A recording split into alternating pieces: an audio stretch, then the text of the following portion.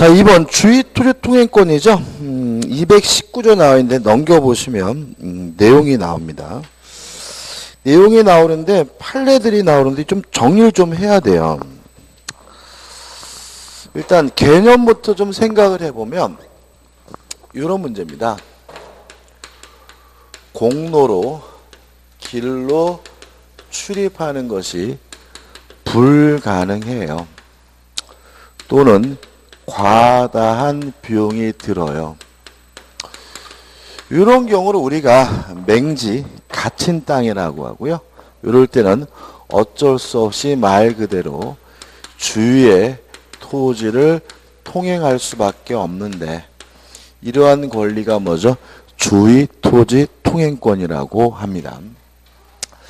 여기서 좀 생각해 볼 것은 뭐냐면은 흔하다는 점입니다. 이게 왜 그러냐면 우리가 교외 지역 나가면은 지적도 발급받아 보면 땅이 구획만 되어 있지 길은 없거든요. 근데 실제로 다 뭐는 있어요? 길은 있단 말이죠. 그러한 길들의 법적 근거가 되는 것이 주의토지 통행권이고요. 과거에는 별 문제 없이 잘 지내왔지만 최근에는 땅 주인들이 권리의식이 강해져 가지고 분쟁도 많고요. 그러다 보니까 소송도 많고 시험 문제도 아주 잘 내는 편입니다. 시험 문제 꼬박꼬박 냅니다. 꼬박꼬박. 이 개념이고, 그 다음에 두 번째 어디로 다니냐 문제에 대해서 우리 민법은 손해가 가장 적은 장소와 방법으로 통행하라고 하고 있고요. 그 다음에 세 번째로 손해가 있다면 이 손해는 원칙적으로 보상을 해줘야 된다라고 규정을 두고 있어요. 여기까지가 민법 조문입니다. 기본적 틀이고요. 여기다 이제 뭐죠? 살을 붙이면 되는 거죠. 첫째, 주의토지 통행권이 인정이 되려면요, 공로를 출입하는 것이 불가능해야 돼요. 그러면 불가능한지 가능한지 판단 기준이 필요한데 우리 판례는 형식적으로 판단하지 않고 실질적으로 판단한다. 이게 첫 번째 기억할 내용입니다. 이건 어떤 문제냐면은 거꾸로인 경우가 있어요. 지적도에는 길이 있긴 한데 누가 거기다가 뭐 창고를 전화가지고 다닐 수가 없어요. 그런 경우에도 주의토지 통행권이 인정이 된다. 다시 말하면 형식상 도로가 있느냐 없느냐 이렇게 따지는 것이 아니라 실질적으로 길로 나갈 수가 있느냐 없느냐 이렇게 따진다는 얘기고요. 그 다음에 두 번째로 불가능해야 됩니다. 따라서 좀 더 편리하다, 좀 더 지름길이다 이런 이유만으로는 주의토지 통행권은 인정될 수가 없습니다. 그래서 가장 문제가 되는 것은 땅 주인이 못 다니게 막아가지고 돌아가야 된다. 이런 경우에는 땅 주인이 막는 것이 뭐예요? 정당합니다. 다시 말하면 편리하다, 글로 다니는 것이 지름길이다. 이런 이유만으로는 남의 땅을 함부로 다닐 수는 없는 거고요.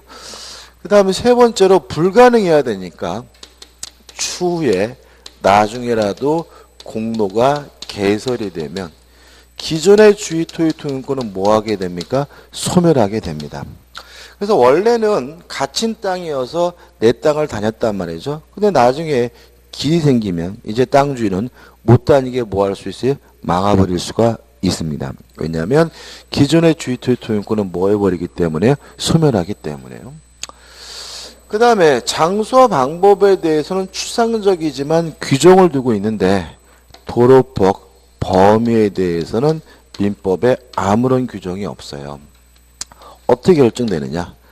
현재의 토지 용도를 기준으로 해서 실질적으로 그 범위가 결정이 됩니다.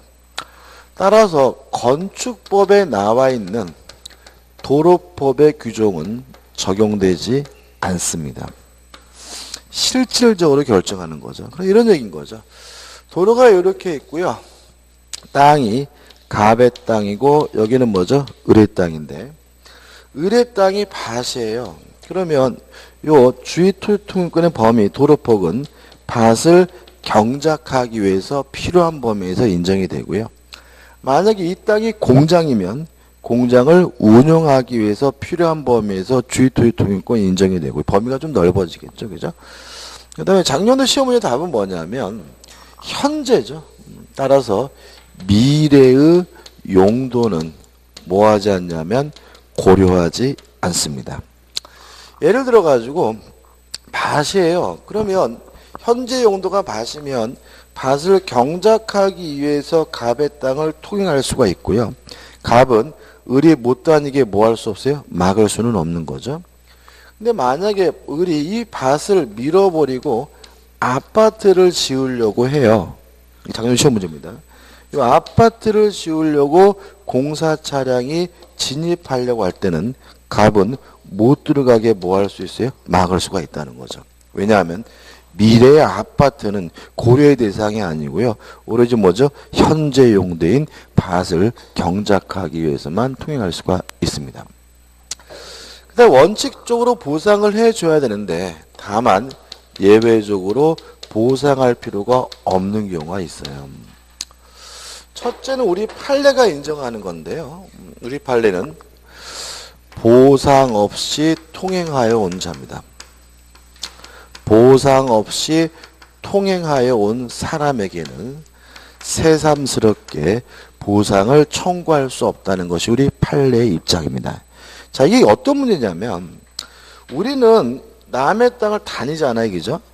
근데 재밌는 건 뭐냐면 이런 얘기가 있죠. 이렇게 선의로 봐준 일이 나중에 보면 권리로 바뀐다. 그죠? 그 해명의 소설 무기의 자리거라 보면은 이런 게 나와요. 주인공이 이제 전쟁에 참가해 다쳐서 병원에 입원했는데 간호사들이 안쓰러워서 이제 병실도 청소도 하고 CT도 갈고 막 그랬단 말이죠. 그랬더니 몇 달 지났더니 간호사들이 왜 똑바로 안 하냐고 막 신경질을 내더래요. 그래서 그 청소하고 CT 가는 걸 그만뒀다. 뭐 이런 얘기 나오던데. 아무튼 다니면 이 사람은 자기 권리인 줄 착각해가지고 갑한테 고마워하는 게 아니라 오히려 택택되는 경우가 많아요. 그래서 갑이 못 참겠다 해서 을에게 손해를 보상해 달라고 청구하는 일들이 굉장히 급증하고 있거든요. 요 문제에 대해서 우리 판례는 청구할 수가 없다 이런 얘기예요. 이유는 법적 안정성 때문에 그렇습니다. 왜냐하면 만약에 보상을 청구할 수 있다라고 한번 판결을 내려버리면 전국에 있는 모든 땅들이 난리가 난다는 거예요. 그래서 우리 판례는 신의칙을 들고 있어요. 그동안 을이 통행하는데도 불구하고 암소리 안 했다가 이제 와서 보상을 청구하는 것은 신의 성실의 원칙상 일종의 반대되는 원앙이라는 거죠. 따라서 보상 없이 통행하여 온 자에게는 새삼스럽게 보상을 뭐하지 못해요? 청구하지 못하는 게 우리 판례 입장이고요. 두 번째 우리 민법이 인정하는 거죠. 토지의 분할이나 또는 일부 양도로 맹지가 된 경우고요. 이런 경우를 특별히 뭐라 그러냐면 무상주의 토지 통행권이라고 합니다. 이때도 뭐 할 필요 없어요? 보상할 필요가 없죠. 얘는 이런 겁니다. 그죠? 한 필지 땅이 있는데 갑과 을이 공유하고 있어요. 근데 갑과 을이 이 땅을 요렇게 분할했어요. 그러면 갑은 을의 땅이 갇힌 땅이 됨을 충분히 뭐 할 수 있어요? 예견할 수가 있으니까 을은 갑의 땅을 통행할 수 있고 뭐 할 필요도 없죠? 보상할 필요도 없다. 일부 양도도 마찬가지죠. 그죠? 일부 양도. 한 필지 땅을 갑이 단독 소유하고 있었는데 땅을 요렇게 잘라서 을에게 양도라면 이게 뭐죠? 일부 양도고 그러면 을의 땅이 맹지가 됨을 충분히 갑이 뭐 할 수 있어요? 예상할 수가 있으니까 을은 갑의 땅을 통행할 수 있고 뭐 할 필요 없죠? 보상할 필요가 없어요.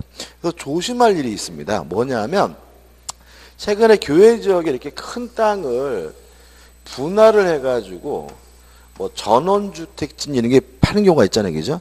근데 이런 땅 받으실 때 어떤 행동을 하시냐면 내가 사는 땅이 도로에 접하는지만 신경을 써요. 그러시면 안 돼요. 내 땅뿐만 아니라 뒤에 땅이 도로에 접하는지도 판단하셔야 돼. 왜냐하면 이 분할로 인한 경우이기 때문에 내가 산 땅 뒤에 땅이 맹지면 이 사람은 내 땅을 당연히 뭐 하게 돼요? 통행하게 되고요. 뭘 또 안 해줘요? 보상도 안 해줘요. 그러면 누가 피해를 보는 거예요? 뒷땅이 아니라 앞땅이 피해를 봐요. 그래서 항상 내 땅뿐만 아니라 주변 땅들도 도로에 접하고 있는지를 반드시 뭐 하셔야 돼요? 확인하셔야 되고, 그래야 뭐죠? 손해를 입지 않습니다. 그 다음 이제 마지막으로 요 분할 일부 양도를 한 무상주의 토지 통행권은 직접 당사자 간에만 적용된다는 것이 우리 판례 입장입니다. 직접 당사자 간에만 적용된다는 것이 우리 판례 입장입니다. 따라서 처음에 분할될 때는 갑과 을이었는데 을이 땅을 병에게 팔면 이제 병에게는 이게 뭐 되지 않아요? 적용되지 않아요. 따라서 위에로 돌아가 가지고 어디로 다닐지인지도 뭐죠? 가장 손해가 작은 장소, 또 손해도 뭘 해야 돼요? 보상을 해줘야 되고, 따라서 갑은 이때 병에게 뭐 할 수 있어요? 보상을 청구할 수 있다는 거죠. 다시 말하면 무상주의 토지 통행권은 누구끼리만요? 직접 당사자 간에만 적용됩니다. 그럼 한번 생각해 보자고요. 도로가 이렇게 있는데요. 땅이 이렇게 있어요. 이렇게 있고 이렇게 있습니다. 여기는 을의 땅이고 여기는 갑의 땅이란 말이죠. 근데 을의 땅이 빈 땅 공지예요. 공지인데 갑이 요렇게 잘라가지고 병에게 양도를 했어요. 일부 양도죠. 그러면 병은 을의 땅을 다니는 게 아니에요. 갑의 땅을 다니는 거예요. 그리고 이때 병은 갑에게 뭐 할 필요 없어요? 보상할 필요도 없는 거예요. 이게 뭐죠? 무상주의 토지 통행권이죠. 근데 만약에 병이 요 땅을 정에게 양도했어요. 그러면 이제 정은 무상주의 토지 통행권에 관한 민법 규정이 적용되는 것이 아니라 이 원칙에 관한 규정으로 적용되기 때문에 정은 무조건 갑의 땅을 다니는 건 아니고요. 다시 원점으로 들어가지고 어디로 다니는 것이 손해가 가장 적은지를 따지게 됩니다. 따라서 을의 땅이 뭐예요? 공지라면 을의 땅으로 다니는 것이 손해가 적겠죠. 이때는 갑의 땅은 더 이상 다닐 수가 없고 을의 땅을 다니게 됨을 주의하시기 바랍니다. 다시 한번요. 무상주의 토지 통행권은 누구한테만요? 직접 당사자 간에만 적용된다는 것이 우리 판례의 입장입니다. 끝입니다. 교재 보시면은 판례들이 쭉 나오는데 한번 쭉 읽어보시기 바래요. 자, 305페이지 보시면 확인 문제가 나오죠. 풀어볼게요. 주의 토지 통행권에 관한 설명으로 틀린 것은 1번 주의 토지 통행권은 토지와 공로 사이에 기존의 통로가 있더라도 그것이 그 토지 이용에 부적법하여 실제로 통로로서의 충분한 기능을 하지 못하는 경우에도 인정된다. 오, 맞는 질문이죠. 왜냐하면 형식적으로 판단하는 것이 아니라 실질적으로 판단하니까요. 2번 주의 토지 통행권의 범위는 장차 미래에 건립될 아파트의 건축을 위한 이용 상황까지 미리 대비하여 정할 수 있다. X죠. 그죠? 범위는 현재의 토지 용도만을 기준으로 하고요. 미래 용도는 뭐 하지 않습니까? 고려하지 않습니다. 이게 작년도 시험 문제입니다. 3번 주의 토지 통행권이 인정되는 경우 통로 개설 비용은 원칙적으로 주의 토지 통행권자 부담한다. 뭐 단일 놈이 내야 되겠죠. 4번 통행지 소유자가 주의 토지 통행권에 기한 통행에 방해가 되는 축전물을 설치했어요. 자, 이런 문제죠. 지금 예를 들어서 병에게 뭐가 인정이 돼요? 주의 토지 통행권이 인정된단 말이죠. 그러면 갑은 막을 수 없죠. 만약에 갑이 막는다면 당연히 병은 뭐 해달라고요? 철거해달라고 요구할 수가 있겠죠. 따라서 설치한 경우 주의 토지 통행권은 본래적 기능 발휘를 위하여 통행지 소유자가 그 철거물을 부담한다는 의무는 뭐죠? 부담한다는 것은 당연히 뭐죠? 맞는 소리죠. 5번 주의 토지통행권이 성립에는 물론 등기는 필요가 없습니다. 그 다음에 이제 인지사용충구권이 나오는데 이거는 한 가지입니다. 옆에다가 한슬 찍혀가지고 형성권 가입표. 인지사용충구권은 형성권이 아닙니다. 뭐 이런 개념이죠. 갑이라는 사람이 살고 있고 이웃에 을이라는 사람이 살고 있는데 경계에다가 담을 쌓으려고 해요. 그러면 갑의 입장에서는 네 땅 좀 들어가자라고 요구할 수 있는데 이게 뭐죠? 인접한 토지 사용충구권이고요. 요거는 뭐가 아닙니까? 형성권이 아니기 때문에 을로부터 뭘 받아야 돼요? 승낙을 얻어야 돼요. 그래서 실제로는 이런 것 때문에 집 한번 지려고 하면 옆집 사람 굉장히 뭐죠? 조심해야죠. 그죠? 승낙해 주려면 뭘 요구합니까? 돈 요구하죠. 그죠? 그죠? 아, 이거 돈 좀 주시라고. 그죠? 그래가지고 뭐 돈 안 주면 뭐 나는 승낙 못 한다고 해가지고 돈 뜯어내고 그럽니다. 그 다음 4번 생활방해 금지해가지고 인맥지원이 나왔는데 간단하게 정리하면 이렇습니다. 이웃거주자의 생활을 방해하고 있어요. 이러한 생활 방해에 대해서 이웃거주자는 인용할 의무, 받아들일 의무가 있습니다. 다만 참을 만한 정도를 초과하고 있는 경우에는 그러한 생활 방해 행위는 금지가 되고요. 따라서 하지 마라.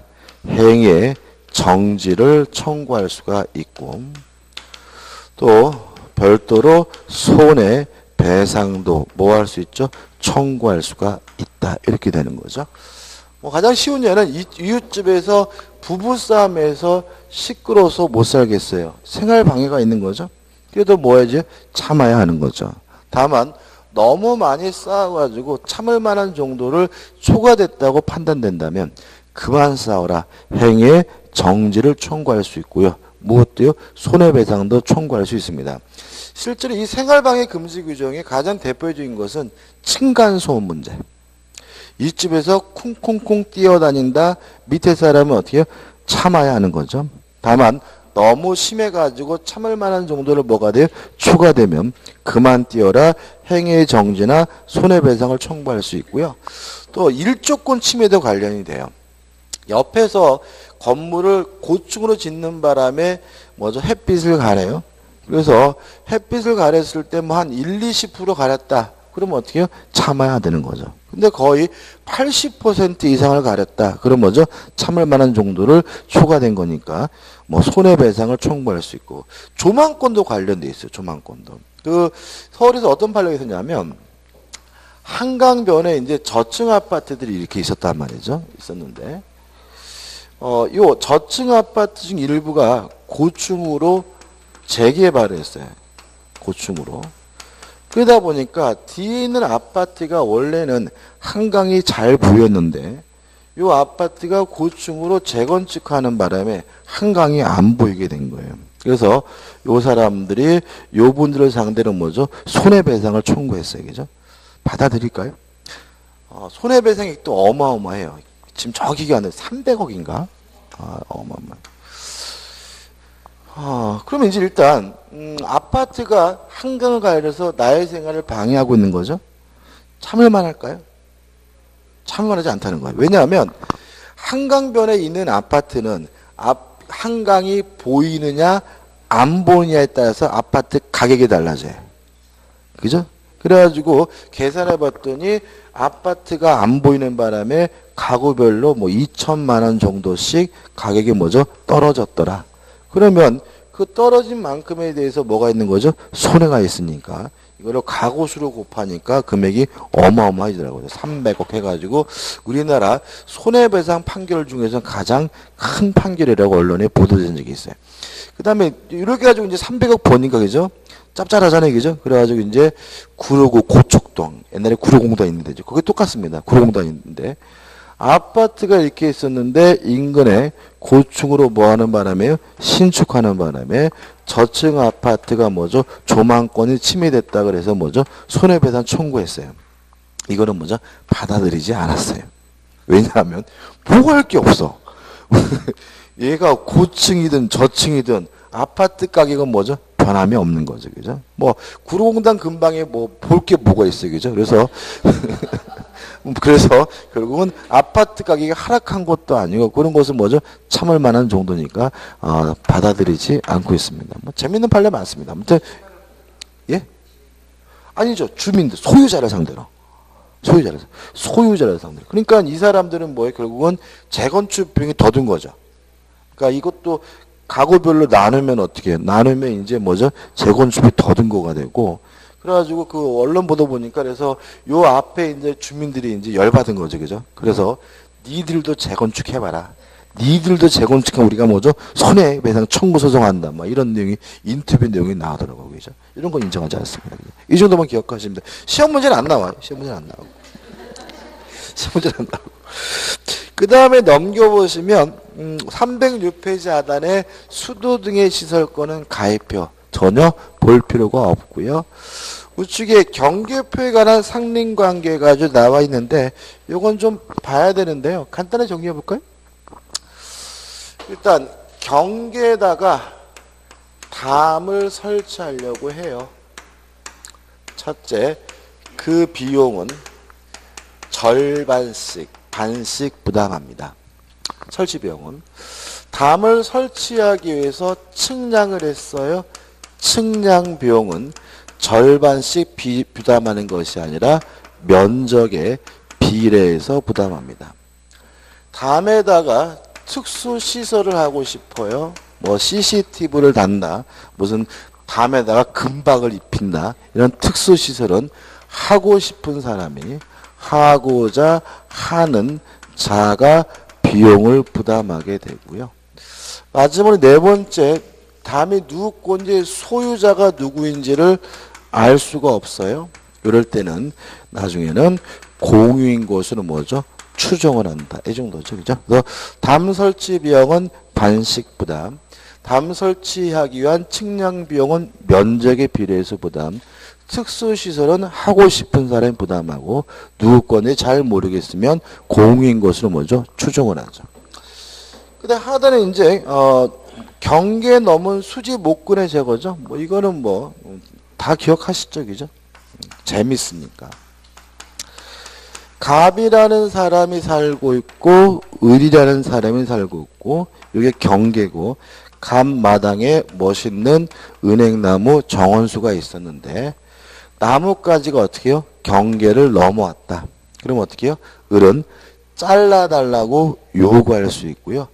응하지 않으면 뭐죠? 잘라버릴 수가 있어요. 한번 생각해 보자고요. 이게 감나무인데 이 가지에 감이 주렁주렁 열려 있어요. 을이 이 감 따먹을 수 있어요? 없어요? 없는 거죠. 왜냐하면 갑의 나무인지 을이 뻔히 알잖아요. 그러니까 악의 점유자니까 뭐가 없어요? 과실 수치권이 없고요. 따라 감을 뭐죠? 따먹으면 안 돼요. 감이 떨어졌어요. 그래서 을의 마당에 굴러다녀요. 주워 먹으면 돼요? 안 돼요? 안 되는 거예요. 왜요? 갑의 나무에서 떨어졌다는 사실을 을이 알고 있으니까 악의 점유자고, 악의 점유자는 뭐가 없어요? 과실 수치권이 없어요. 이해되시죠? 그죠? 근데 꼭 먹고 싶어. 미치겠어요. 그러면 어떻게 하면 되냐면 갑한테 잘라달라고 요구하면 돼요. 그래서 가지를 잘라주겠어요? 미친놈 이렇게 되겠죠? 응하지 않으면 을은 뭐죠? 잘라버릴 수가 있고요. 그러면 그 가지에 있는 감을 어떻게 해요? 먹어도 돼요. 그죠? 이해되시죠? 그죠? 나뭇가지가 넘으면 잘라달라고 요구하고 응하지 않으면 어떻게 해요? 잘라버릴 수 있고요. 잘라버린 나무는 뭐죠? 울거가 됩니다. 그래서 거기는 감도 뭐죠? 울거가 되고 먹어도 됩니다. 그 다음에 나무 뿌리가 넘어왔을 때는 발견하는 즉시 잘라버릴 수 있습니다. 나무 뿌리는. 그래서 잘라버릴 때 나무가 죽었어요? 신경 쓸 필요 없습니다. 가슴이 아플 뿐이지 법적으로 책임지지는 않습니다. 그래서 나뭇가지는 발견 즉시 잘라버릴 수가 있습니다. 그 다음에 토지 심굴 금지에서 308페이지 나오는데 뭐 특별한 건 없어서 한번 쭉 읽어보시면 되고요. 그 다음에 재밌는 거는 이게 시험에도 이것도 안 나오는데 이 308페이지 중간에 보시면 243조가 있죠. 그죠? 이런 말이 있습니다. 시험에 안 나와요. 이건 재미로 말씀드린 거예요. 경계로부터 2m 이내 거리에서 이웃주택의 내부를 관망할 수 있는 창이나 마루를 설치하는 경우에는 적당한 차면시설을 해야 돼. 가려야 된다는 얘기잖아요. 그죠? 이런 거 한번 생각해 볼까요? 언덕백인데 갑이 살고 있고 밑에 뭐죠? 을이 살고 있었는데 요 갑이 뭘 잘못 쳐먹었는지 갑자기 벽을 허물더니 통유리로 바꿨어요. 그죠? 그래서 뭐 왜 그러나 싶었는데 문제는 뭐냐면 이 인간들이 온 식구가 빤스만 입고 다녀요. 그래가지고 저녁만 먹으려고 숟가락 딱 들면 온 식구가 빤스만 입고 막 다니는데 환장해요. 그죠? 그러니까 누가 나를 보는 것도 환장하지만 잘 보이는데도 이상한 짓 하면 환장하는 거죠. 그죠? 그래서 우리 밥을 못 먹겠어요. 그래서 우리 갑한테 가서 야 웬만하면 좀 가리라 그러는 거죠. 그래서 갑이 싫다 그래서 재봤어요. 그래서 경계부터 창까지 재봤더니 세상에 2m 5cm예요. 가려야 돼요? 가릴 필요 없어요? 안 가려야 되나요? 일단 2m는 넘었죠. 그죠? 이렇게 되는 겁니다. 만약에 2m 이내면 무조건 가려야 되는 거예요.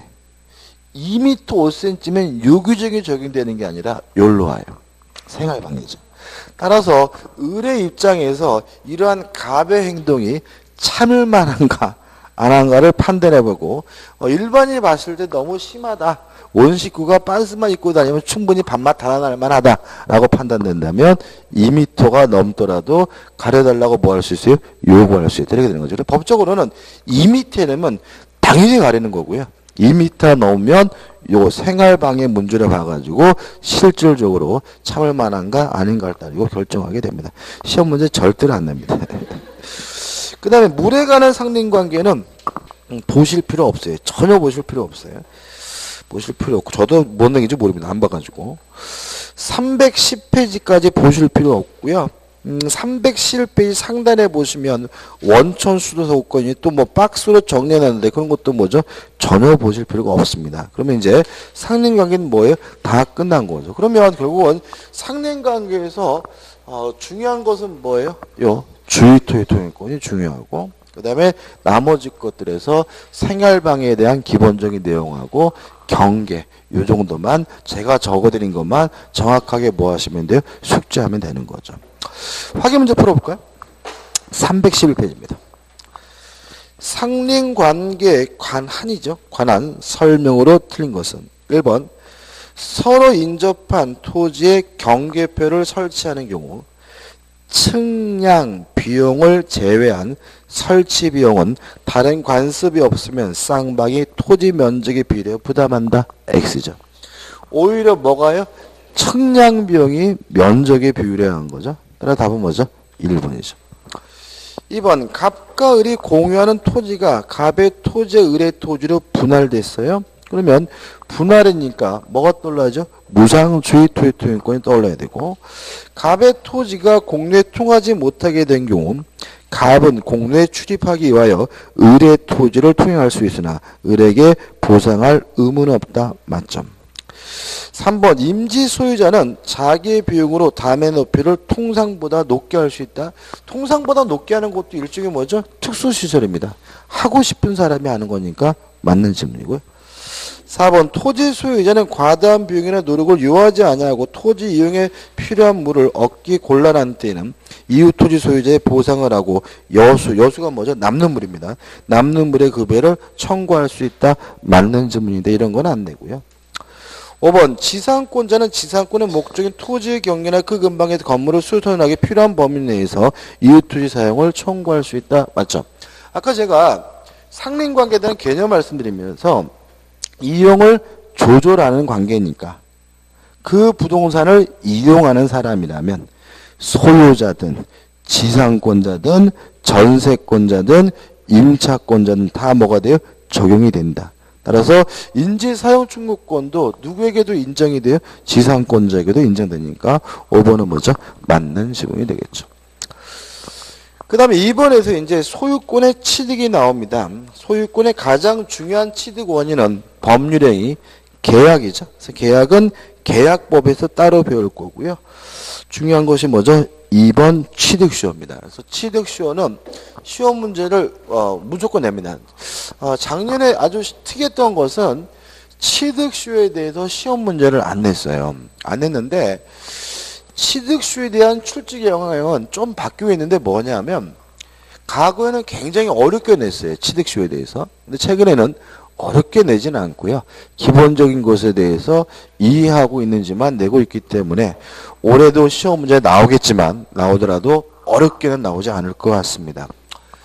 일단 취득시효 해가지고 첫 번 두 가지가 있는데 점유 취득시효라는 게 있어요. 일단 점유 취득시효라는 것은 타인의 부동산을 점유하고 있는 상태에서 20년 지나면 뭘 하냐면 취득시효를 한단 말이죠. 요 점유 취득시하기 위한 요 점유는 소유의 의사가 있는 자주점유해야 돼요. 따라서 뭐 임차인이 20년 점유한다 그래서 그 아파트를 취득시할 수는 없겠죠. 왜요? 임차인의 점유는 자주가 아니라 뭐예요? 타주니까요. 그죠? 그 다음에 평온하고 공존해야 돼요. 근데 문제는 선이고 무과실은 요구하지 않거든요. 그래서 아까 잠깐 말씀드린 것처럼 악의 점유자도 뭐 할 수 있어요? 취득시할 수 있고 과실이 있더라도 취득시할 수 있고 또 직접 점유해야 되는 건 아니고요. 간접 점유해도 상관은 없는 거죠. 예를 들어서 한번 생각해 보세요. 시골의 땅을 점유하고 경작하고 있다가 서울로 이사를 갔어요. 서울로 이사를 가면서 시골의 땅은 집안 어르신한테 경작하라고 부탁했어요. 그죠? 이런 상태에서 만약에 20년 지나면 요 집안 어르신은 취득시효 못해요. 왜요? 타주점이죠. 그죠? 보관하는 거잖아. 그럼 누가요? 서울에 이사가 있는 이 사람이 취득시하는 거다. 왜냐하면 이 사람은 점유를 상실한 것이 아니라 무슨 점유하고 있는 거예요? 간접 점유하고 있는 거니까요. 다시 말하면 직접 점유해야 되는 것은 아니고 간접 점유라도 상관이 없죠. 그다음 여기서 가장 큰 문제가 되는 것은 뭐냐면 자주점유입니다. 아까 했지만 우리가 자주냐 타주냐 여부를 판단할 때는 주관적 의사를 가지고 판단하지 않고 객관적 외형적으로 판단하니까 매매 계약이 필요하잖아요. 악의로 무단으로 점유한 건 뭐가 아니에요? 자주점유가 아니잖아요. 그럼 여기서 문제는 매매 계약을 하면 매매를 원인으로 이전 등기 받으면 되는 거잖아요. 왜 굳이 20년이 지나서 취득시효를 주장하느냐? 이 문제인데 여기서 점유취득시효의 인정이유가 나오는데 점유취득시효란 입증 곤란을 구제하기 위한 제도예요.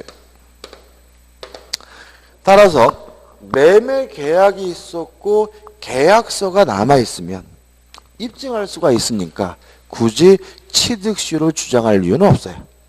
매매를 원인으로 뭐 받으면 돼요? 이전 등기 받으면 돼요.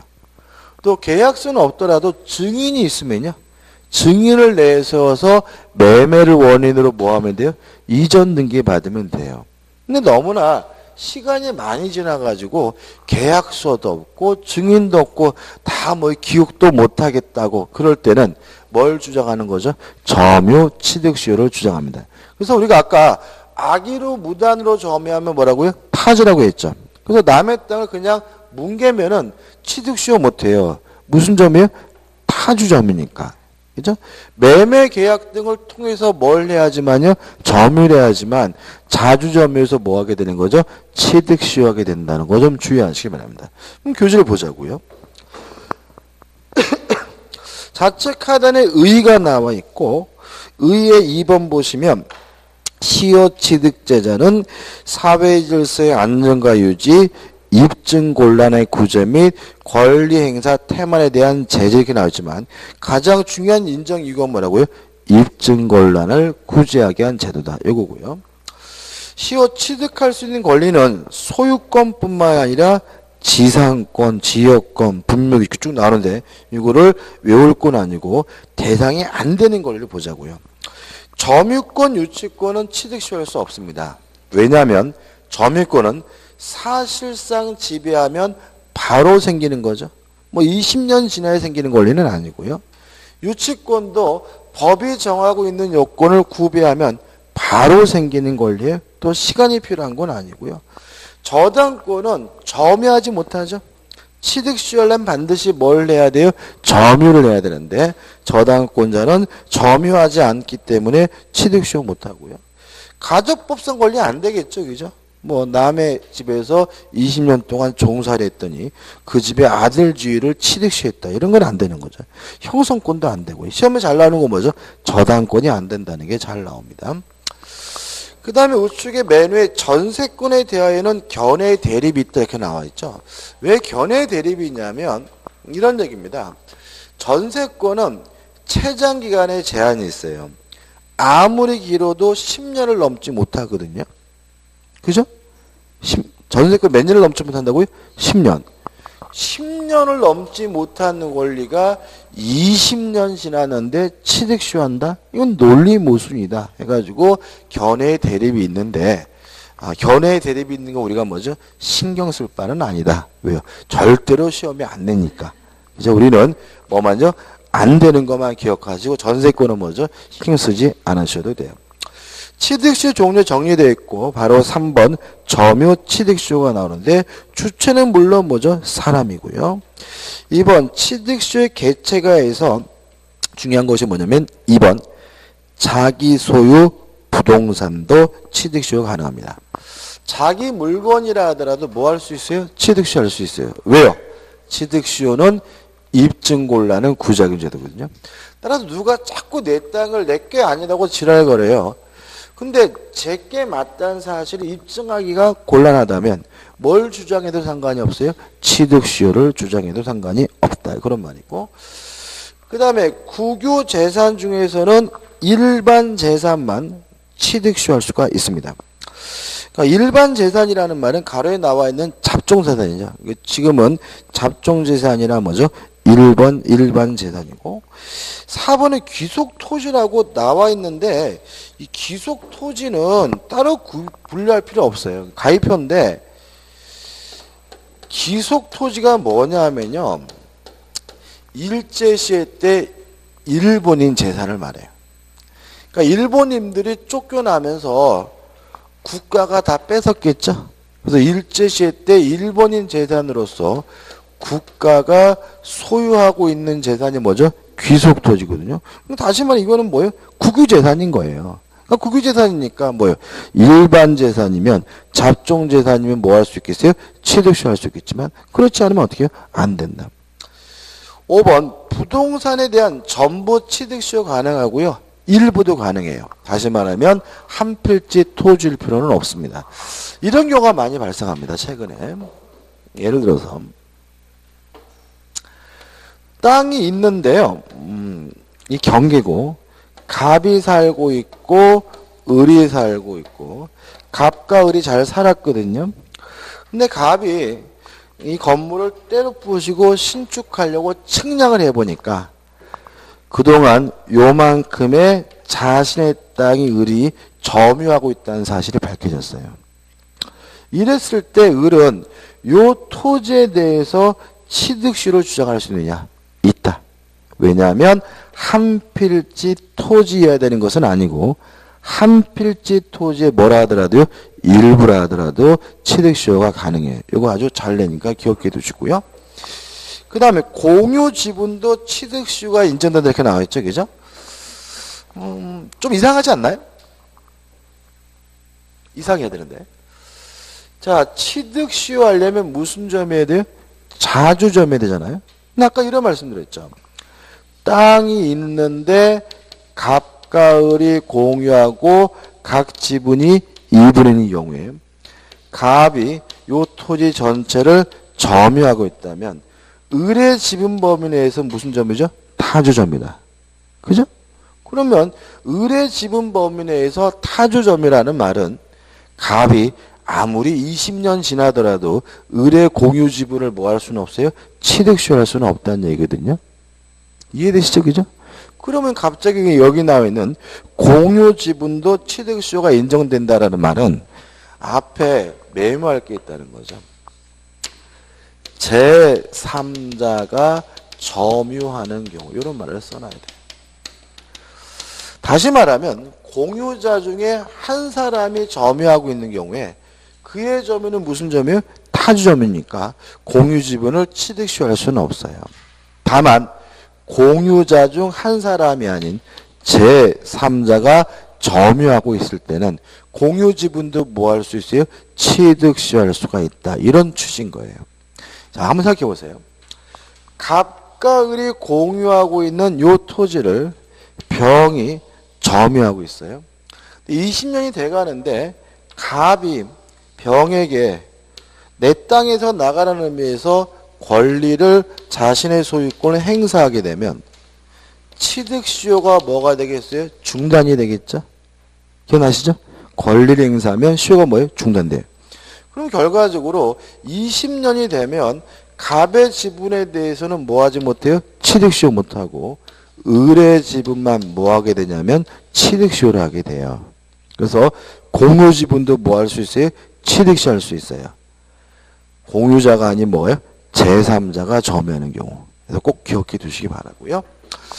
그 다음에 판례가 나와 있죠. 한번 쭉 보시되 뭐 큰 의미 없습니다. 안 읽어보셔도 되겠네. 그죠? 그 다음에 넘겨보시면 3번 부동산 소유권의 점유 취득 시의 요건에서 1. 자주점유. 그죠? 그래서 판례 나오죠. 아까 했던 겁니다. 그죠? 자, 매매 계약이 있으면 무슨 점이에요? 자주점유. 매매가 무효래도 뭐예요? 자주. 무효임을 알면서 하면 뭐예요? 타주. 그죠? 이거죠. 그 다음에 우측에 보시면 평온하고 공연하고 3번 20년간 계속적으로 점유를 해야 되는데 직접 점유든 간접 점유든 상관이 없고요. 4번 등기 청구권이 나오죠. 그죠? 자, 이것도 다시 봅니다. 자, 점유를 하고 있는 상태에서 20년 지나면요. 취득시효를 하는데 우리 민법은 뭐라고 규정했냐면 등기를 하면 점유 개시시로 소급해서 소유권을 취득한다라고 규정을 두고 있거든요. 따라서 취득시효 완성자가 소유권을 취득하려면 뭘 해야 돼요? 등기를. 그러면 20년이 되는 순간 갖게 되는 권리는 소유권이 아니라 이전 등기해달라고 요구할 수 있는 뭐예요? 등기 청구권인데 요 등기 청구권은 뭐가 되죠? 채권적 청구권이겠죠. 아직 뭐가 없어요? 소유권이 없으니까요. 따라서 채권적 청구권이기 때문에 소멸시효에 걸려야 합니다. 다만 우리 판례는 점유를 계속하고 있는 한 소멸시효가 시작도 안 된다. 개시도 안 된다는 게 판례 입장입니다. 자, 왜냐하면 소멸시효가 뭐였죠? 권리를 행사하지 않고 방치하면 권리가 없어지는 거죠. 우리 판례는 취득시효 완성자가 점유를 계속하고 있는 것은 자신의 권리를 계속해서 행사하고 있는 것으로 봐요. 행사하고 있는 거니까 소멸시효가 뭐 되지 않아요? 시작도 안 된다는 거죠. 그럼 결국 이 사람이 점유를 상실하게 되면 그때부터 소멸시효가 뭐가 돼요? 시작이 돼서 10년 지나야 비로소 등기청구권이 뭐하게 돼요? 소멸된다는 취지가 되고요. 또 등기청구권이 채권이라는 말은 특정한 사람에게만 주장할 수 있는 뭐죠? 상대권이라는 얘기거든요. 그래서 등기는 특정된 사람에게만 청구할 수 있어요. 그 사람이 누구냐면 취득시효 완성 당시 소유자입니다. 이런 취지죠. 오늘 밤 자정이 20년이 되는 시점이에요. 그러면 현재 12시 45분 지금 저에게는 뭐가 없어요? 등기청구권이 없죠. 저에게 오늘 밤 자정이 돼야 비로소 등기 청구권이 생기고 채권이 생기는 거니까 그 상대방은 오늘 밤 자정 소유자인 거예요. 이해되시죠? 그죠? 다시 말하면 오늘 밤 자정이 되는 순간 저에게 뭐가 생겨요? 등기 청구권이 생기니까 상대방도 뭐예요? 오늘 밤 자정 그 소유자는 거죠. 이게 별거 아닌데 이게 우리 교재 나와 있는 모든 판례들의 시작이고 뭐예요? 결론인 거예요. 그래서 제일 중요한 거죠. 등기는 누구한테만요? 취득시효 완성 당시 소유자에게만 청구할 수 있습니다. 그럼 생각을 해보죠. 등기는 갑이하고 있고요. 점유는 을이하고 있는데 이런 상태에서 20년이 되면 을에게 소유권이 생기는 것이 아니라 등기 청구권이 생기는 거죠. 따라서 17년 됐을 때 갑에서 병으로 매매를 원인으로 이전 등기가 이루어졌다면 을은 병에게 뭐 할 수 있죠? 등기를 청구할 수 있는 거죠. 왜냐하면 병이 완성될 당시의 소유자니까요. 다만 21년 됐을 때 병이 정한테 팔아먹고 정한테 이전 등기를 해준 경우에는 요 정에게는 뭐 할 수 없어요? 등기를 청구할 수가 없는 거죠. 왜요? 완성될 당시에 소유자에게만 뭘 청구할 수 있어요? 등기를 청구할 수가 있으니까요. 따라서 을의 입장에서는 20년이 되기 전에 소유자가 바뀌는 건 신경 쓸 필요가 없어요. 그냥 20년 되는 날 등기부 등본 떼보고 거기 나와 있는 사람에게 뭐 하면 돼요? 등기를 청구하면 되거든요. 다만 20년이 된 후에 소유권을 취득한 사람에게는 뭐 할 수 없어요? 등기를 청구할 수 없어요. 왜냐하면 완성될 당시에 소유자에게만 뭘요? 등기를 청구할 수가 있기 때문에. 이해되시죠? 그죠? 여기까지입니다. 그죠? 그럼 그저 보자고요. 사. 예.